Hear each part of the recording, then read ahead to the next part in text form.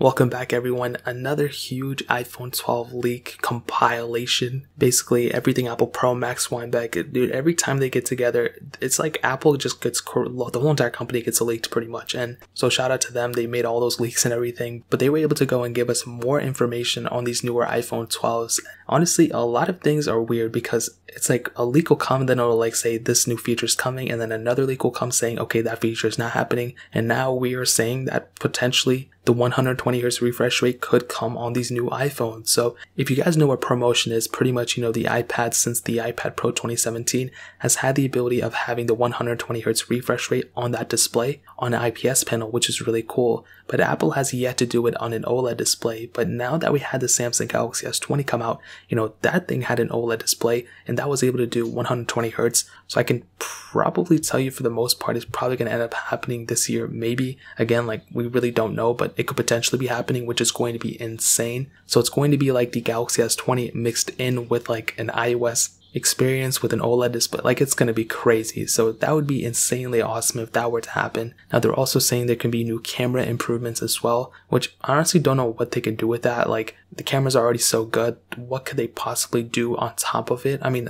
we say this every year, but like obviously it's going to get better some way or another. Now obviously they're going to put in that extra LiDAR sensor into that camera, which would be really cool. So we could potentially still be getting 4 camera sensors for those top 2 models, which would be really awesome. And pretty much is that additional LiDAR sensor that we got on the iPads of this year, basically the newer iPad Pros, the 4th generation. So I think that's going to be really cool. I think a lot of people are going to be using those, and it's going to be pretty fun for a lot of people. I don't know if I'm going to be using them, but maybe I can make something cool out of it. I don't know. Now the notch could potentially be smaller as well, and that's what a lot of people have been kind of estimating with, but I'm not really too sure how they're going to do it. A lot of people are saying that it's just pretty much going to be the exact same size, but just shortened down in width, or just like narrower, if that makes any sense. But they could also be doing something like what OnePlus have done in the past, like the OnePlus 6T, maybe like a teardrop looking thing. I think that would look really, really cool on an iOS device, but knowing Apple, they're probably going to end up not doing that at all. So the notch could be much smaller. I think that would be really cool. So if they were to do that,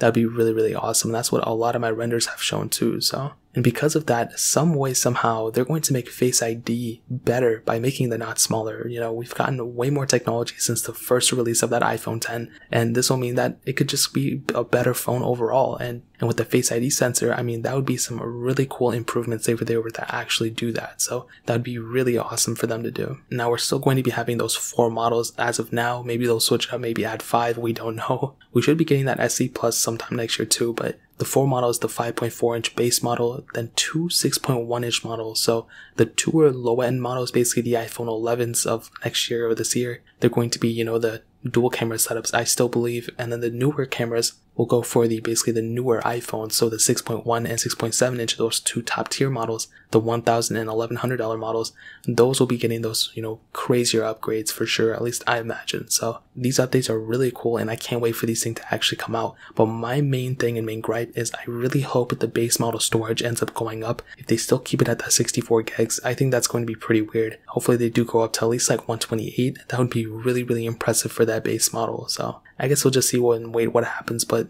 these are some crazy leaks that are coming out, and I literally cannot wait for these new iPhones to come out. So that's really pretty much it. If you guys have any other questions or anything, leave it down in the comment section as well. Hit the like button, that would mean so much, but definitely hit that subscribe button. Every single subscriber that we get really does count, so it means so much if you guys get that. Also check out the other links down in the description as well. My Twitter, my Instagram, my second channel, all those links are linked down below. I'd really appreciate it if you guys would check it out. More importantly than everything else, I love every single one of you guys. Hopefully I'll catch you guys in the next video. Peace out till then.